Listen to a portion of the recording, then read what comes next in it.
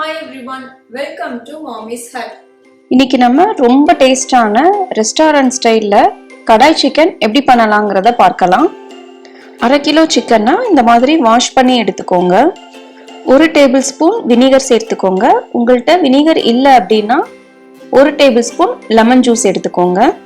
1 table spoon இஞ்சி பூண்டு விழுது, தேவையான அளவு மஞ்சள் பொடி, அப்புறமா தேவையான அளவு உப்பு.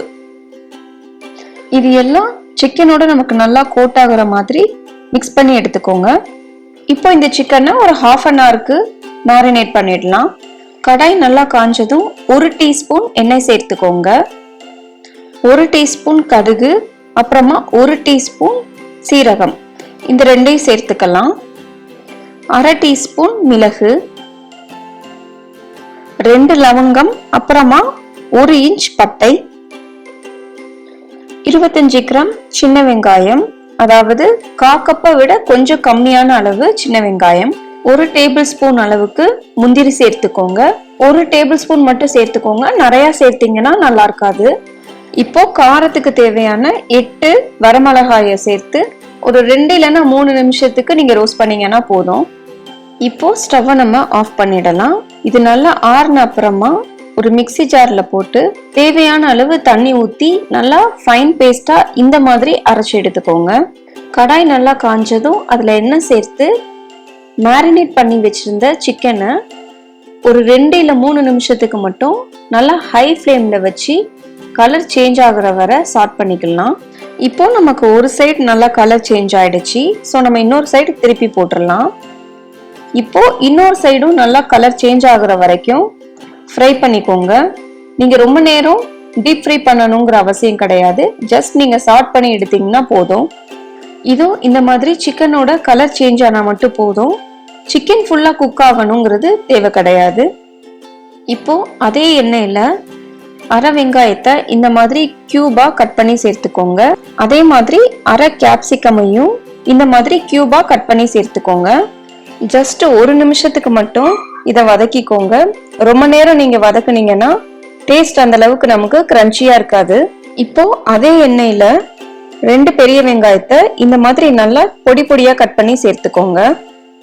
வெங்காயம் நமக்கு நல்லா வதங்கி வரணும். இந்த மாதிரி நல்லா வதங்கினதுக்கு அப்புறமா 2 பெரிய தக்காளிய இந்த மாதிரி நல்லா பொடி பொடியா கட் பண்ணி சேர்த்துக்கோங்க. தக்காளி வெங்காயம் நமக்கு நல்லா வதங்கி வரணும். அப்பதான் கிரேவி சாப்பிடும்போது நமக்கு ரொம்ப டேஸ்டா இருக்கும்.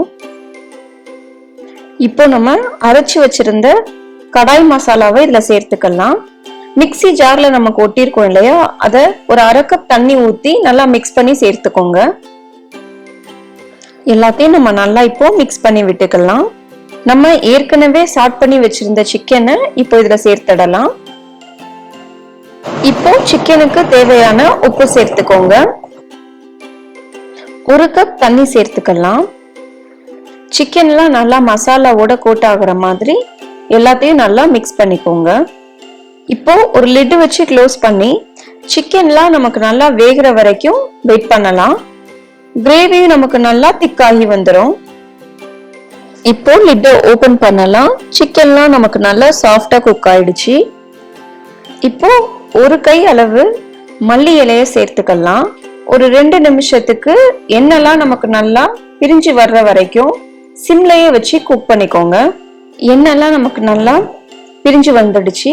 இப்போ நம்ம ஏற்கனவே சாட் பண்ணி வச்சிருந்த வெங்காயத்தையும் கேப்சிகமையும் இதுல சேர்த்துக்கோங்க. ஜஸ்ட் நீங்க 1 நிமிஷத்துக்கு மட்டும் ஆனியனையும் கேப்சிகமையும் குக் பண்ணுங்க. அப்பதான் நமக்கு ரொம்ப கிரன்ச்சியா டேஸ்டியா இருக்கும். பாருங்க, எண்ணெய்லாம் பிரிஞ்சு பார்க்கவே ரொம்ப சூப்பரா இருக்கு. இப்போ நம்ம ஸ்டவ் ஆஃப் பண்ணி ஒரு சர்விங் பவுலுக்கு சேஞ்ச் பண்ணிடலாம். ரெஸ்டாரண்ட் ஸ்டைலுக்கு ரொம்ப சூப்பரா இருக்கும் இந்த கிரேவி. ஸோ கண்டிப்பா நீங்களும் ட்ரை பண்ணி பாருங்க. உங்களுக்கு இந்த ரெசிபி ரொம்ப பிடிச்சிருந்ததுன்னா மறக்காம மாமிஸ் ஹட்க்கு லைக் பண்ணுங்க, ஷேர் பண்ணுங்க, சப்ஸ்கிரைப் பண்ணுங்க.